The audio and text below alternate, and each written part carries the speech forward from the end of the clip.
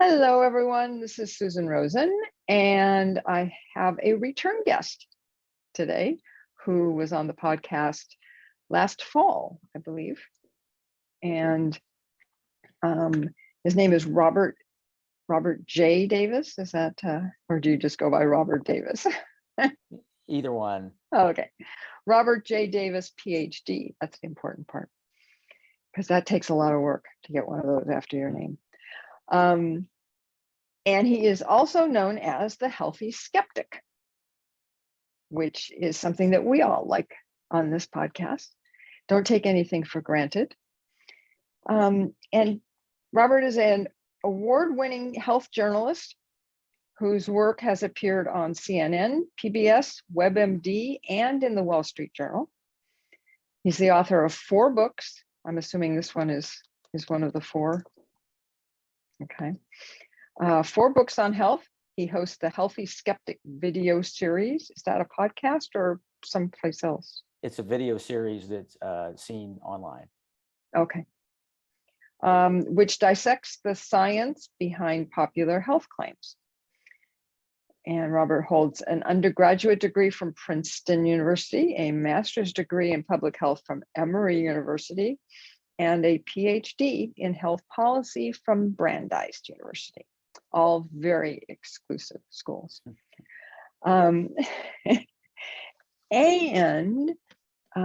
Robert's here to talk about the update of a book that just came out. I assume it's out already, yes? Yes, it is out. Okay. Called Fitter, Faster. And he'll tell us a little bit about it. I have actually been reading through it, and there's a lot of really good, valuable information in there. So why don't you tell us a little bit about why you decided to take this book and update it for the times now. Well, thank you, Susan. It's great to be with you again, to speak with you again. I wrote this book a few years ago, pre-pandemic, because I have long had a personal passion when it comes to fitness. I have a passion when it comes to health generally, but and that includes my own interest in fitness. And we can talk about my own journey. I wasn't always interested in fitness, and as a kid, I certainly was not. But as an adult, I've been interested in fitness. And so as a health journalist, I wanted to write about that subject because there's so much confusing information. So we hear all the time, you should do this routine, that routine. How much should you do? What should you eat around exercise? Should you lift weights? Should you go to a gym? All these things. People, should you walk 10,000 steps? Should you exercise in the morning or in the evening? All these different things people hear that are conflicting. So I wanted to look at the science and help sort of sort out what's true and what's not. And then also I teamed up with a personal trainer in Atlanta who has a wide array of clients. His name is Brad Kolowich. Some celebrity clients, but also ordinary folks, old, young, middle-aged, people of all abilities of fitness levels. And so I teamed up with him to put together an actual plan, a workout plan that can be tailored to people's individual needs, regardless of your age, regardless of your fitness level, regardless of your experience. So really, it really is sort of 2 books in one. It's a book that looks at the science and busts myths around fitness and exercise, but also lays out a plan for people. So that's originally why I wrote the book. And then as we have seen in COVID, a lot of people became interested in becoming more fit as they were sort of limited in their activities around COVID. And I think for some folks, they stuck with it. A lot of folks that kind of went by the wayside. And as we've seen recent statistics, people are less healthy now in certain ways than they were 2 years ago. They drink more, people put on weight. And so my feeling is a lot of people now are looking, as we're hopefully coming out of COVID, people are looking to get healthier. And so I thought this would be a good time to re-release the book and give people a way to focus on exercise more effectively. Oh, absolutely. Absolutely. Yeah, I think it's as you and I were talking before we came on, it's almost like it went up kind of like that, right? It's like people were okay, then COVID hit and everybody was, I gotta get healthy, and then as COVID kept going on and on and on and on, people were like, hell with being healthy, right? Right. And they stopped walking, or they stopped eating well, or working out with weights, or whatever it was that they had started trying to do.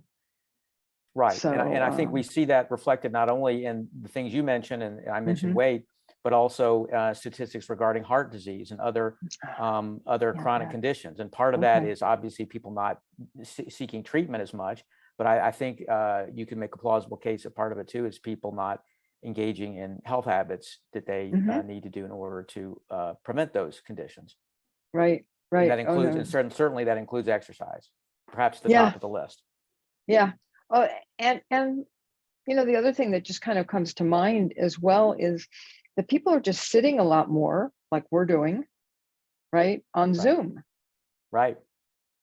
When you used to be in the office, then you'd walk down the hall and talk to somebody, or maybe you'd have your meeting while you were out walking around, or all of these kinds of things that now we all have to sit for. And even though a lot of people have the desks that go up and down and right, all that kind of stuff, but we're still, even then, we're standing in the same place for half an hour or an hour at a time. No, that's an excellent point. Absolutely. And I Yeah. think that could be a big contributor as well. You're absolutely right. Yeah.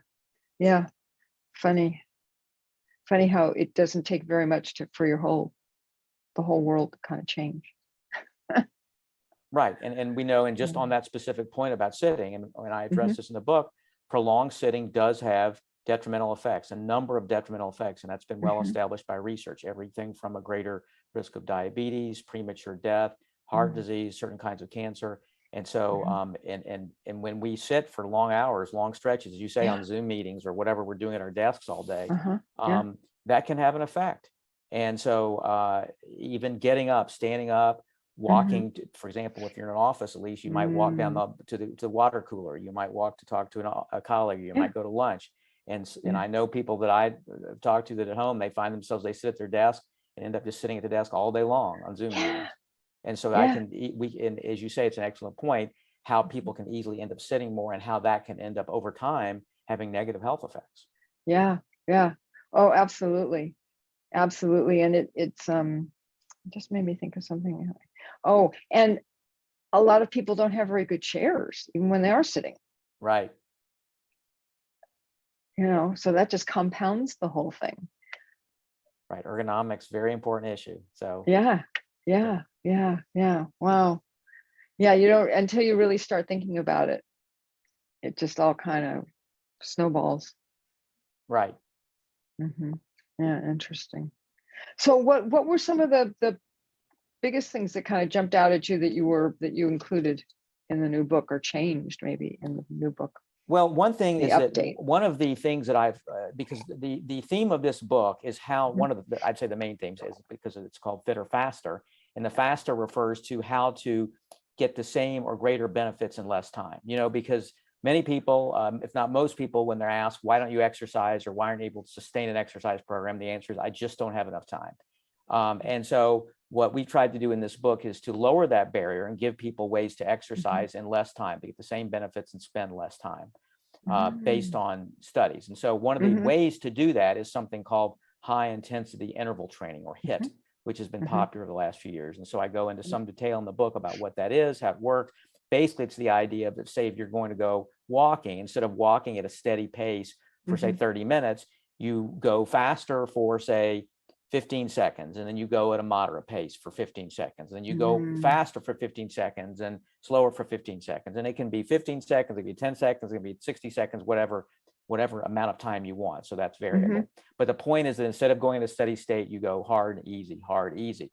And so what studies show is that doing this kind of high intensity interval training can have the same, if not greater, benefits when it comes to heart health, when it comes to some of the other benefits of exercise, and taking far less time. So instead of spending 30 minutes, you can maybe spend 15 minutes total and get the same benefits. So what I was able to do in the book is update some of the research that has come out, because there's always new research coming out on this topic, to help bolster that case as to why HIIT can be beneficial. And I should add, because obviously it's relevant for your listeners, of people of all ages. Sometimes we think, well, that's only for young, healthy people. But HIIT can be incorporated into any kind of routine for anybody, whatever kind of exercise you do. And that's a key point. And there have been studies in older folks with HIIT. There have been studies in people with congestive heart failure and heart disease with HIIT. So if it's done properly, it can be certainly be adapted to people of all ages and fitness levels. Oh, okay. Okay. Yeah, I've heard of it. I've even read about it, but have never really done that particularly. I mean, I try and walk faster just all the time that we're out on our walk. But it's it's kind of funny thinking about it.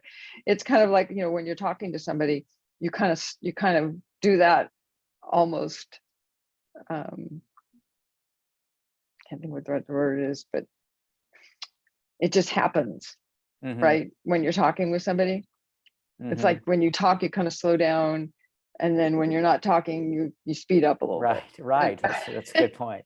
Yeah. Well, you can incorporate that into your HIIT workout then. So we're going to talk during the times when we're going slower, and we're not going to talk when we go flow faster. And that could be a great way to do it if you're walking with someone, for example. Yeah. Yeah, exactly. Yeah, I didn't even think about that. Sometimes, these ideas just come to you, right? So, and then do you have things about working like with some weights or something like that with it as well? Yes, because that's an important point. That's a very important point you make, because people often think of exercise, they think of walking, or they think of swimming or riding a bike, those kinds of aerobic activities. And those are very important to do. And they're important for heart health. They're important for lowering the risk of diabetes. But the other side of exercise that I think too often gets overlooked, particularly among middle-aged and older folks, is strength training. And strength training is just as important as aerobic conditioning, because it does some of the same things that aerobic conditioning does. It's good for your heart, it's good for your bones potentially, but also it helps preserve muscle. And that's crucial as we get older, right? Because we know that all of us lose muscle mass as we get older. And that's important because that leads to falls as we get older. It leads to functional impairment, making it hard to live your life, making it hard to get up and down from a chair, making it hard to climb steps, making it hard to play with your grandkids, whatever the case may be, making it hard to go on vacations and enjoy your life. So that's why strength training is crucial, particularly as we get older, to help maintain that muscle mass. Also, bone health. We tend to lose bone as we get older. And so that's another benefit of strength training. In addition to certain kinds of aerobic activity. So strength training is very important. So I included this in the plan, and it's a very important part. But I should hasten to add, sometimes when you think of strength training, people think, oh, I have to go to the gym and lift weights. And they go, I'm not a musclehead. I don't know what to do. I don't want to be lifting heavy weights. And none of that is required. If you want to do it, great, that's fine. Some people do, but it's certainly not required. There are all kinds of ways to do strength training. It doesn't necessarily require going to a gym. If you don't like gyms, don't feel comfortable there, you can do it at home. You can do it outside, and you don't have to use weights necessarily. You can use body weight, things like modified push-ups or squats. We show how to do those in the book. You can use resistance bands. You can use household objects. Cans or water bottles, things like that can serve as instead of weight. So there are all kinds of ways to do strength training that don't necessarily require going to a gym and using weights. Okay. Yeah, that's so important, because if you want to keep taking your walks, you need to build up the muscle mass and the bones, and the walking helps, right?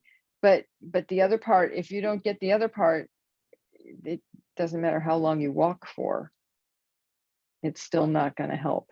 Right. And so I think it's an important point. Again, if all they do is walk, that's great. That's better than nothing. So people absolutely keep doing that. But I think in order to have a truly comprehensive, well-rounded exercise program that's going to keep you using your body and being able to enjoy your life as much as possible, I think it's imperative that people include some kind of strength training in that. And again, it may seem daunting. Sometimes people don't do it. It seems daunting. It seems people aren't sure what to do. It's easy to go out and walk, right? I mean, anybody can do that. And sometimes the idea of trying to figure out strength training can be more daunting. But again, what I've tried to do in this book is lower the barriers, break it down, make it simple so that anybody can do it, regardless of your experience or fitness level or age or anything else like that. Ability level, and to make it doable for everybody. And certainly, if not this book, there are lots of resources available online. There are videos, and people can join classes, but there are all kinds of ways to incorporate strength training. but it's something that you just have to seek out, and the Mhm. answers are there.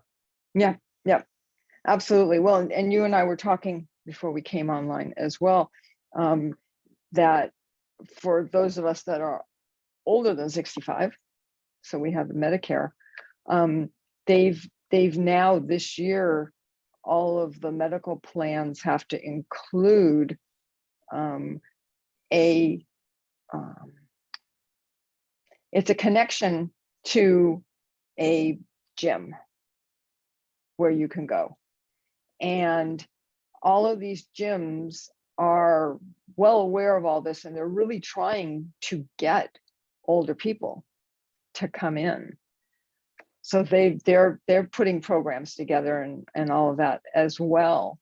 And if you just go up, you should, if you didn't get something from your medical program, then you should reach out to them, because I know the one that I'm on, it's right there.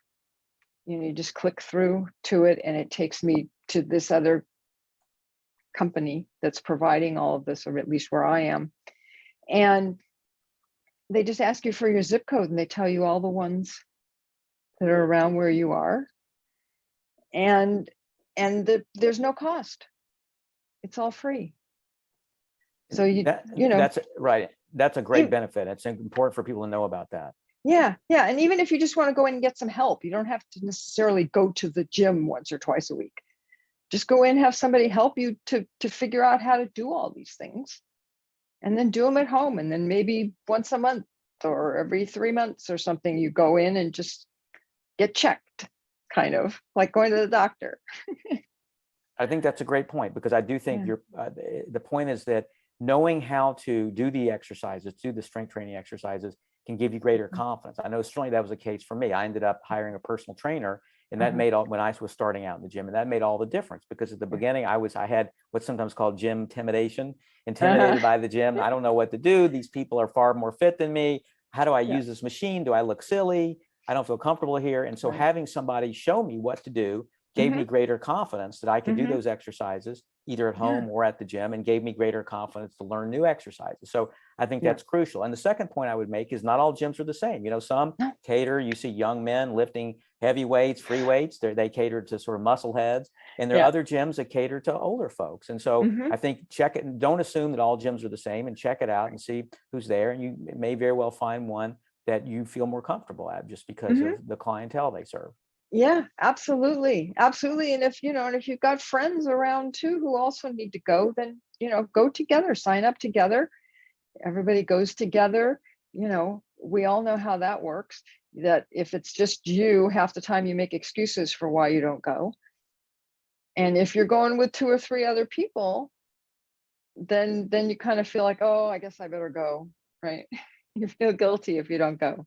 That's a great point. And I talk about in the book ways to sort of overcome off ramps, as I call them, because there are all kinds of reasons people end up, they have good intentions, they start, and they end up stopping their exercise program. And one way to do that is to find an friend, an exercise buddy, somebody who you can go with. And that's going to help you stay accountable and also make it more fun. And if you can't find if you don't have a friend like that who you can do it with, then maybe if you're so inclined, look for a class. And that can have the same function, where you go and work out with other people and the kinds of exercises you're interested in doing. So that can have the same effect as holding you accountable and making it more of a social occasion. Yeah. And if there aren't any gyms right around you, there are plenty of classes online that will walk you through all of this. Absolutely. So, there's no excuse. Actually, no matter how old you are, there's no excuse. That is absolutely true. No, and that's just one of the messages in my book, is that you shouldn't let age or previous disdain for exercise or fear of exercise or physical condition, anything else, be an excuse. All the ways that you can, I've tried to outline all the ways that you can, things that you can do to help overcome some of those barriers.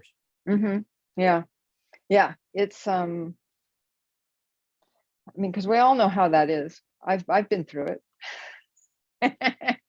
You go for 6 months and then you go, oh gee, well, I'm not going to go this week because of da da da da. And then next thing you know, it's another 6 months and you haven't been to the gym. Right. And that's very common. These off ramps are Mhm. very common. And I talk about, I mean, that happens to all of Yeah, us. And we have things come up in our lives. We have family obligations, we have that's work right. obligations, we have family emergencies, we have Mhm. travel, all kinds of things come up that can help derail us. And so the key is trying to getting back on track when we can. And I sort Mhm. of list ways to do that. Yeah. And one way is, we talked about this, how to make it more enjoyable.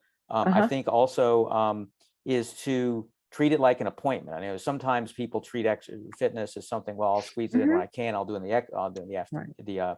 the weekend. I'll do it when I can. And I Okay. think it's important to make it a priority if we're going to keep doing it and turn to a habit. So you make it an appointment, just like you would Yeah. going to a meeting or Uh-huh. going to anything else that you put on your calendar and say, okay, on these days, I'm going to work out.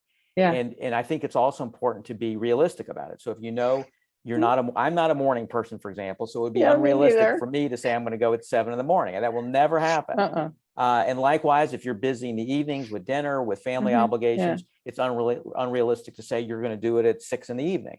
So it's a matter of being realistic as to what your Mhm. daily schedule is and what your preferences are, and find a time that works for you, that when Right. you know you're going to be able to set aside the time to go. And that's, I think, a Right. crucial thing. Yeah, and make it a priority, I think, is the other thing. Right. You know, once you make that decision and you're going to go, then do it, Right. right? Because it's so easy to talk yourself out of it. Yes. And you say, as you say, I'll go tomorrow, I'll go in a few days, and then Yeah. one day turns into a week and turns into a month. And all that happens to all of us. And so I think the more we can Mhm. treat it like a priority, make it like an essential appointment, the more we get in that Mhm. habit, and Yeah. the less likely that will happen. Yeah. Oh, exactly. Exactly. So how does the book, I can't even talk now. How does the book, I mean, I went through and read a lot of it, but is there a particular way that you suggest,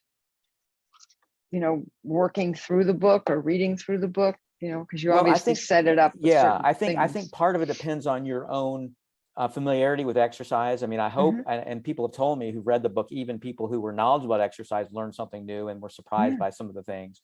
And I've tried to break it up into Yeah. small nuggets, sort of digestible nuggets, so that people want to Yeah. skim through if they feel they already know a lot about exercise. But even then, they may learn some new things about some of the Mhm. common claims about exercise, which it turns out are not based in science. But then the last chapter, which is what people might be most interested in, is really the Mhm. exercise program itself.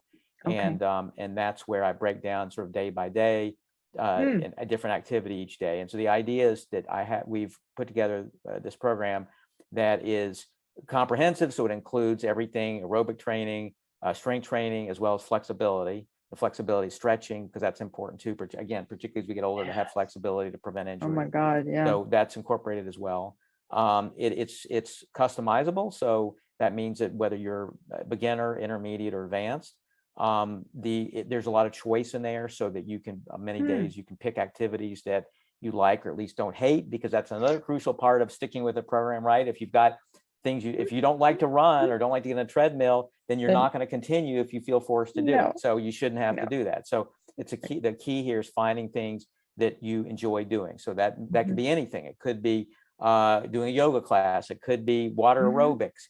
It could be Tai Chi. It could be getting on a bicycle. Whatever it is, finding what's going to work for you. Mhm. And there's a lot of that choice built into the program, because I think, again, that's another crucial element of a Yeah. program that's sustainable. Absolutely. Well, and the follow on from that is, if you pick one of them and then you find that you're not enjoying it, well, then go back and pick another one. Right. Don't Excellent just point. quit. Yep. Excellent point. Try something else, because there's Mhm. so many different ways to move your body. And I think Yeah. that's the bottom line, is that, so we think of, and I use the word exercise, but really I prefer not to, because exercise often has negative connotations for people.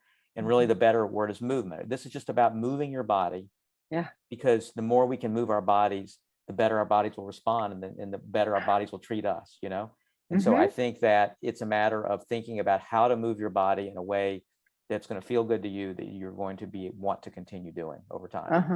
And that's really Yes. what it's about. Yeah. Yeah. No, and as you say, it's so important because it's good for your heart, it's good for your brain. You know, it's not just these kind of muscles, it's the other muscles. No, I like to say In if your there body. were a pill Yeah. that could do all the things that exercise can do, we'd be clamoring for it. Oh my God, we'd be the rich, closest, right? right? It's the closest thing we have to a fountain of youth. It is, and I talk about in the book, I talk about what I call the big six and the surprising seven. It's like all these Okay. benefits of exercise that some of which we've heard about, some of which people may not be familiar with, but it really is a remarkable gift that we have. And it's really a shame how so few people take full advantage of that to reap the full benefits of exercise, really to enhance the quality of our lives.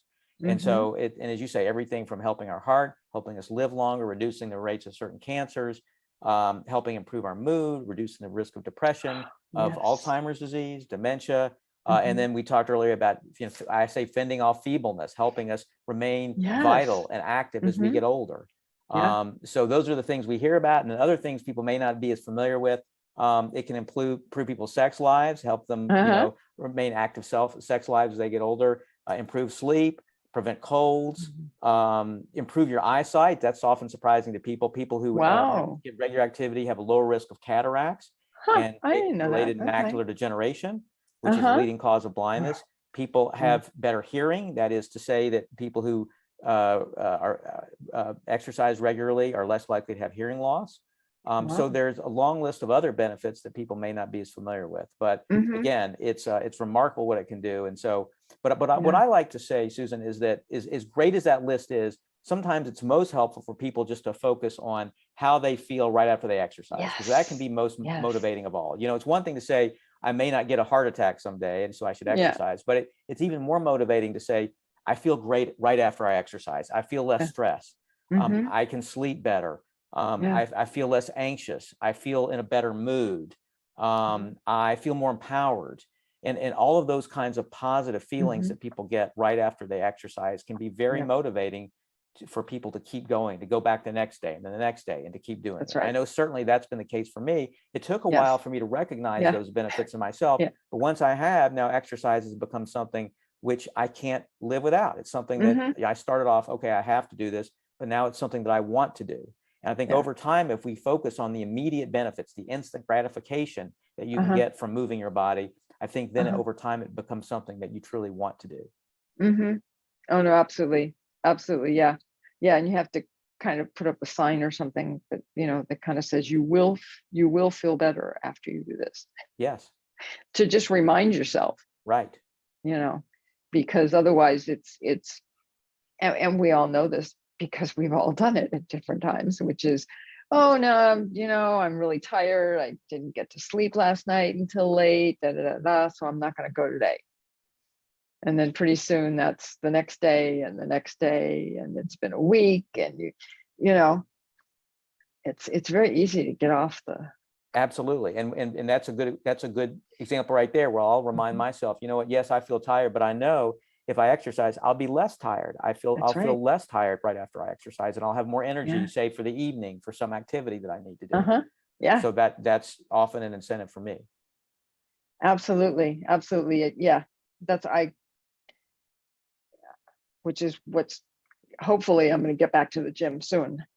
But yeah, it's one of those things, because you just feel so good after it.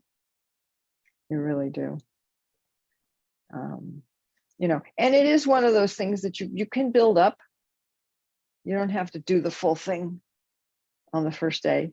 No, I think that's a crucial point. I think people, and something else we talk about, go in slowly, gradually, and sort of do a little bit, and then do a little bit more, and a little bit more. And so you don't want to overdo it, because if you overdo it, then that can really have negative consequences that will cause injury and lead to problems and cause you to give up. So that's a problem. But you want to start slowly. And I think that one of the great things about being in an exercise regimen is that you can see improvements. You can see if you walk, okay, I see I can walk faster now. I can walk farther now. I can, if you're, say, in a gym and you're working with weights, I can lift more weight now, whatever it may be. So you can see our bodies are amazingly adaptable. And you can see those improvements, and that itself becomes an incentive to do more. But I think the key, as you say, is to start slowly and not sort of be too ambitious at the beginning. Yeah. Because we've all done that, especially when we were younger, right?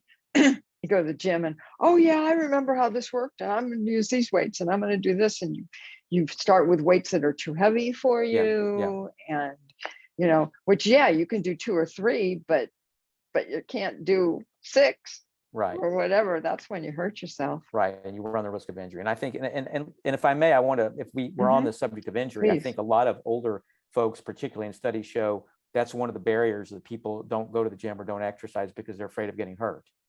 And I think that this is an important point to address here, because the way that you avoid injury is going in, knowing what you're doing. Again, as we discussed, talking to a fitness professional, reading a book like mine, looking at videos online, so you know what you're doing and you're doing the exercise properly.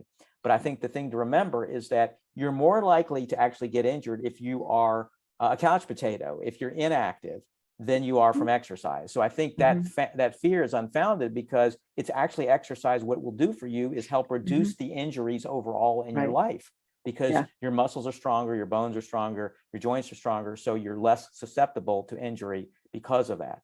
And so the point is that people should not let that fear of injury keep them from engaging in regular exercise. Yeah.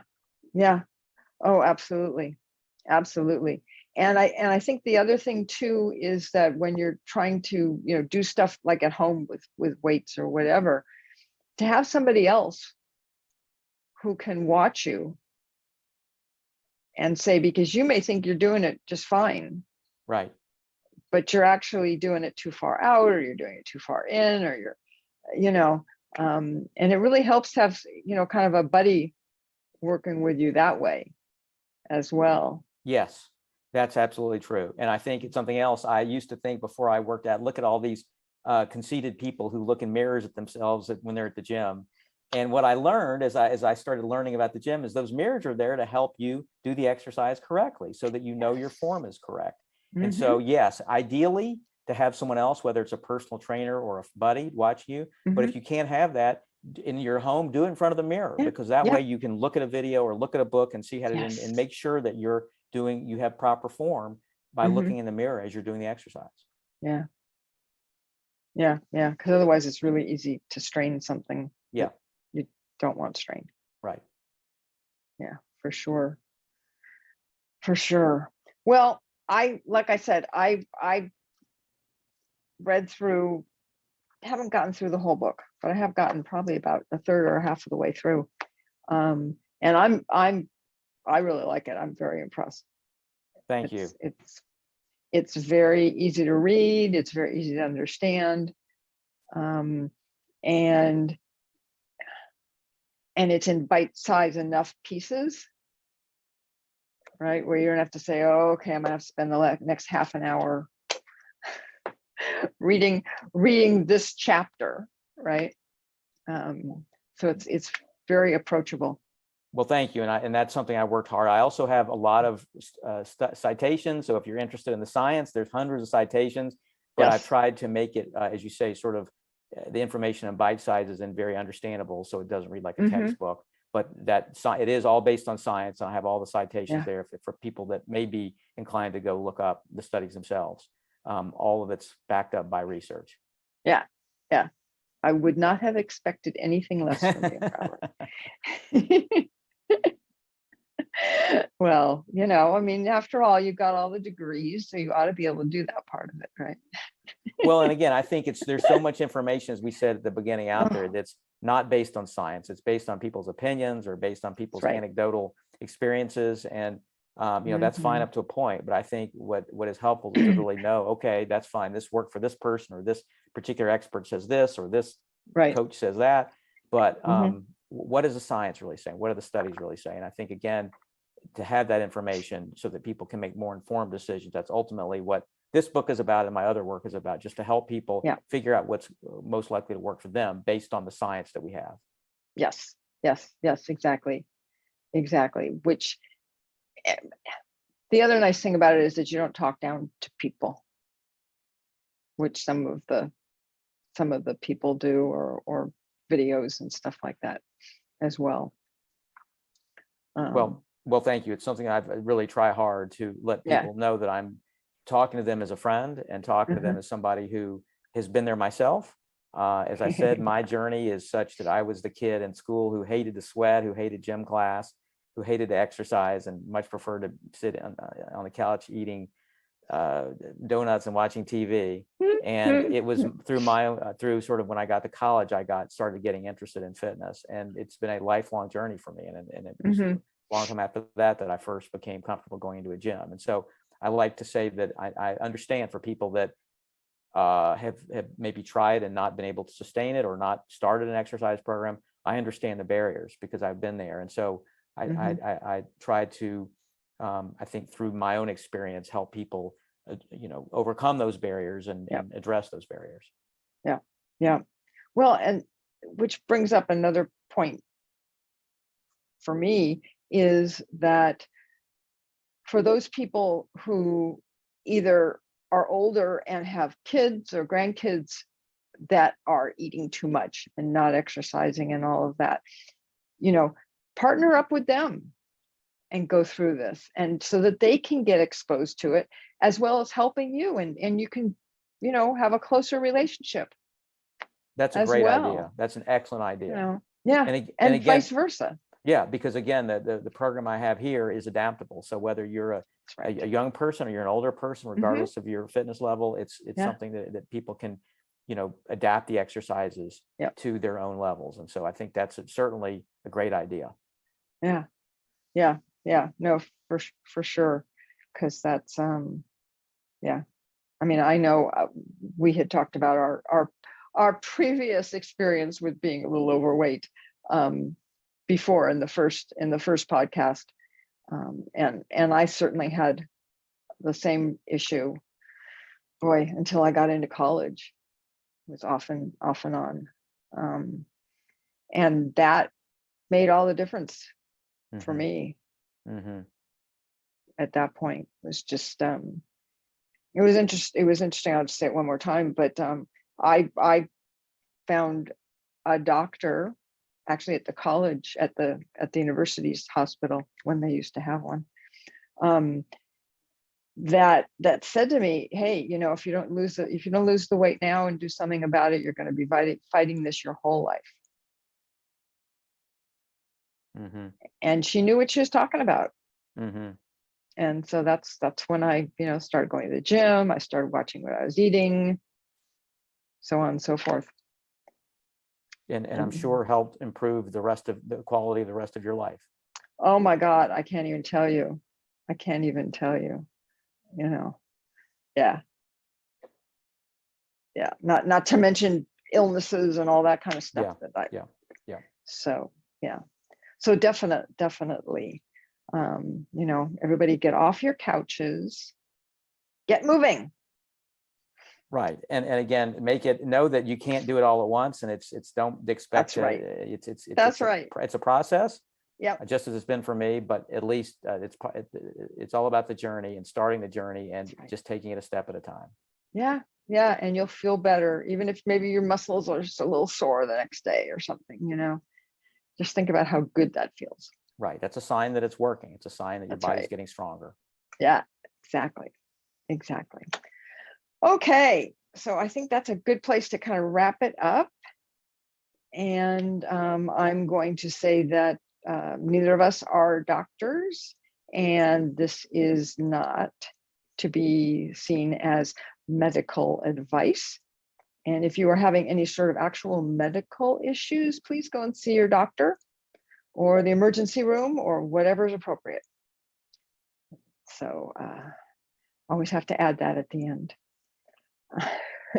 And I would add, by the way, if you've not been active, it's a good idea to get medical clearance before you start any workout program. So if you haven't exercised in a long time, or if you've never exercised and you want to get started, it's a good idea to see a medical professional just to sort of get clearance before you start. Very good point. Very, very good point. Particularly the older you are. Right. Yeah. So, okay. Well, thank you, Robert, for coming on again. Thank you, Susan. Always fun to talk to you. Yeah. We always have a good discussion, for sure. So here's the book again, everybody, Fitter, Faster.